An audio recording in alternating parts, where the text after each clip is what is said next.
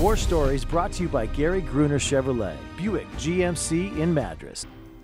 1 out of every 7 Central Oregonians is a veteran. In our weekly War Stories series, sponsored by Gary Gruner Chevrolet Buick GMC, we introduce you to the story of Central Oregon war veterans, some who made it back from their war and some who didn't. Tonight, we introduce you to the story of Zin Watford, a Vietnam War veteran who now calls Bend home. I was born in Hamilton, Florida, May the 3rd, 1937. I went to school in Hamilton, Florida. I went to school just to play basketball. I graduated from there in '56. The Army recruiters was nowhere around, and so we started to leave the building, and this good-looking fella stepped out of his door. And man, that was the best looking uniform I'd ever seen in my life. And it was a United States Marine. And he asked where we were going. And we told him we'd come down to join the Army. He said, well, come in here, let me talk to you a while. I had no idea what we were getting into at all. And we got on the planes and we were flying out to the carrier because it had already left the base. So we flew out, and for 2 days we rode around out in the ocean, not going anywhere, or we thought we weren't going anywhere. So then all of a sudden we stopped. It shall be the policy of this nation to regard any nuclear missile launched from Cuba against any nation in the Western Hemisphere as an attack by the Soviet Union on the United States. The commander come on the PA system and said that we were on our way to Cuba because of the Cuban crisis, and so he said we didn't have to go. We had a battalion of troops on the carrier. We would have been offloading troops to fight in Cuba, so that would have been our job if we'd have got there.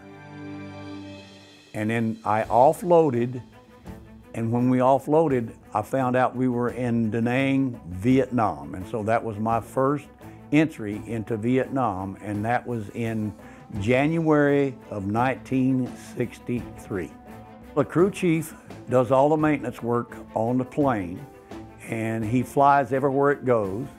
And while after we got into Vietnam and everything, we had to rig up some mounts to hold M60 machine guns so I could shoot out the door so I wouldn't have to hold it. When we landed and picked up these troops, and I'm telling you right now, I got these wounded troops and got them on that plane.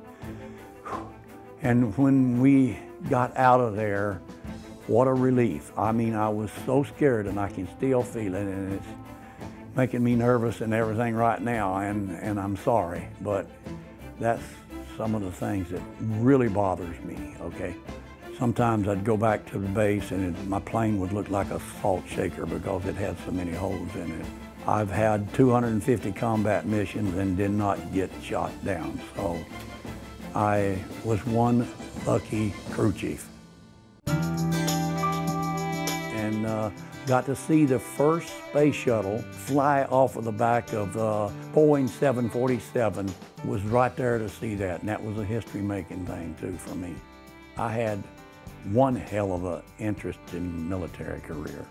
I don't know that I did anything extra special or anything any more than any other Marine, but it was interesting to me because I got to go to places that I would have never seen in my life.